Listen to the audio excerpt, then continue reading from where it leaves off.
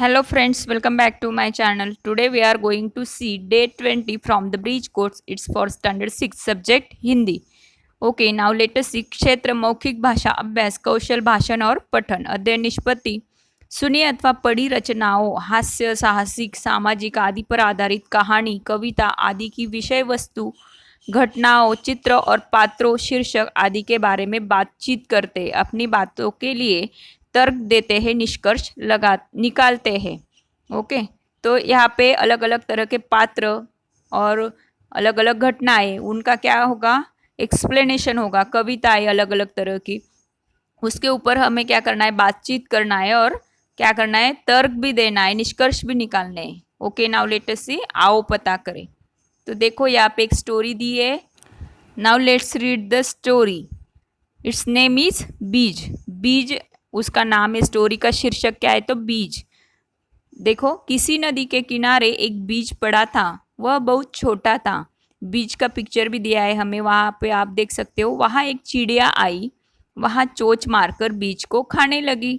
तब बीज बोला, रुकी रहो, जमीन में गड़ने दो, डाल पात होने दो, तब मुझे तुम खाना। चिड़िया चींची करती उड़ गई।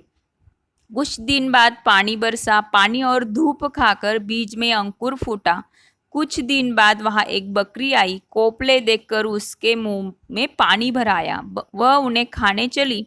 तब कोपल ने कहा, रुकी रहो, जड़ को गहरे जाने दो, पानी खाद खाने दो, तब मुझे तुम खाना। बकरी यह सुनकर मैं करती चली गई। थोड़े दिनों के बाद बीज एक छोटा सा पौधा बन गया। एक दिन गाय वहां आई, उसने पौधे को खाने के लिए मुंह खोला। इतने में पौधे ने कहा, रुकी रहो, डाल पात होने दो, पानी खाद खाने दो, तब मुझे तुम खाना। यह सुनकर गाय रंभाती हुई चली गई। बहुत दिन बीत गए, उसकी डालें बड़ी बड़ी हो गई। एक दिन फिर वही चिड़िया, बकरी और गाय वहां आई। उन्होंने एक दूसरे से पूछा, वह छोटा पौधा कहाँ गया? तभी पेड़ बोल उठा, मैं ही बीज हूँ, मैं ही अंकुर हूँ, मैं ही पौधा हूँ, मैं ही पेड़ हूँ, अब मैं तुम सबके काम आ सकता हूँ। यह सुनकर सब खुश हो गए। रामेश्वर दयाल दुबे इन्होंने लिखी हुई ये स्टोरी है बीज के बारे में। तो बीज का अंकुरन कैसे हुआ, धीरे धीरे एक कोपले में एक छोटा सा पौधे में उसका रूपांतरण कैसे हुआ, उसके बाद थोड़ा बड़ा पौधा हुआ और धीरे धीरे उसको पानी मिलता गया, खाद मिलती गई, उसके साथ साथ धूप भी मिलती गई और वो बड़ा बड़ा बड़ा होते गया वो पौधा। और बाद में क्या बना, उसका बहुत बड़ा सा पेड़ बना जो हर किसी को काम आता है, हमें भी काम आता है। इस तरह से इस स्टोरी में ये सब चीज़ें यहाँ पे बताइए, कैसे अंकुर से पेड़ बन गया। तो क्वेश्चन क्या है यहाँ पे, अध्यापक विद्यार्थियों से उचित उच्चारण के साथ कहानी का पठन करें।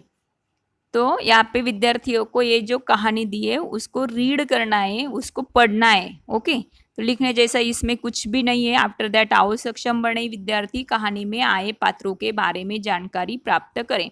अलग अलग पात्र दिए, कौन से पात्र दिए, जैसे वहाँ पे चिड़िया है, गाय है, बकरी है और बीज है, पौधा है, कोपल है, पेड़ है। तो ये भी पात्र ही हुए क्योंकि ये सब एक दूसरे से बात कर रहे हैं। तो इनके बारे में हम जानकारी देते हुए आंसर में लिख सकते हैं। Now let us see answer.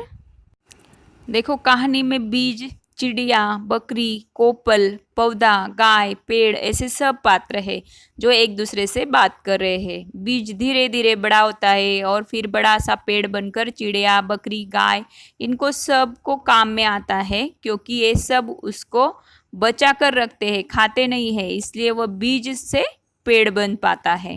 तो इस तरह से हमें अलग अलग पात्रों के बारे में भी जानकारी मिल गई यहाँ पे। और वो एक दूसरे से बात करते हुए उन्होंने पेड़ को, मतलब वो चिड़िया ने अंकुर को नहीं खाया, कोपल को बकरी ने नहीं खाया और गाय ने पौधे को नहीं खाया, और धीरे धीरे वो बढ़ता बढ़ता बढ़ता गया और एक बड़ा सा पेड़ बन गया। इस तरह से इन सब पात्रों के बारे में इस आंसर में जानकारी है। आफ्टर दैट आओ अभ्यास करें। विद्यार्थियों को कहानी में आई कविता अपने शब्दों में सुनाने के लिए प्रेरित करें।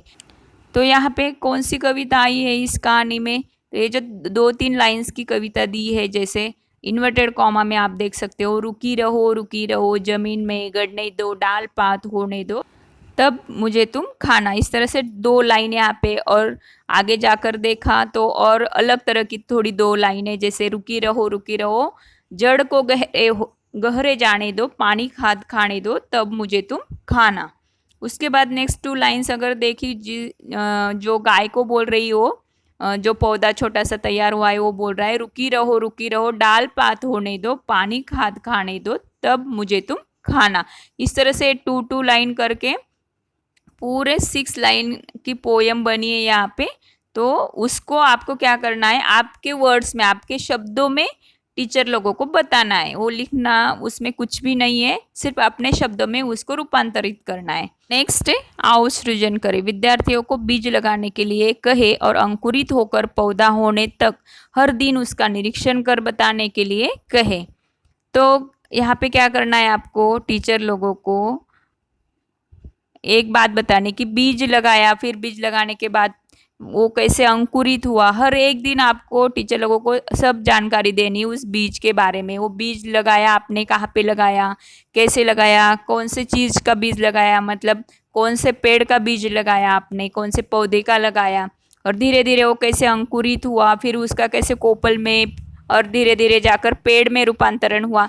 इन सब बातों के बारे में निरीक्षण करके आपको टीचर्स लोगों को बताना है।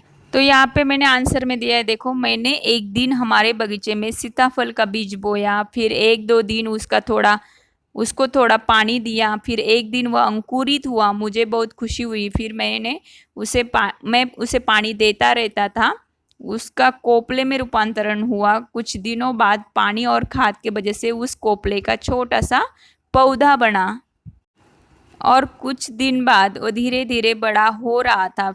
मैं हर रोज बड़ा होता देख रहा था उस पौधे को। फिर धीरे धीरे एक दिन उस पौधे का पानी और खाद के वजह से और मैं उसकी देखभाल करता था, इसलिए बड़े से पेड़ में रूपांतरण हुआ, और मैं इस बड़े से सीताफल के पेड़ को देखकर खुश हो गया, और कुछ दिन बाद उसको फूल और फल भी आने लग गए।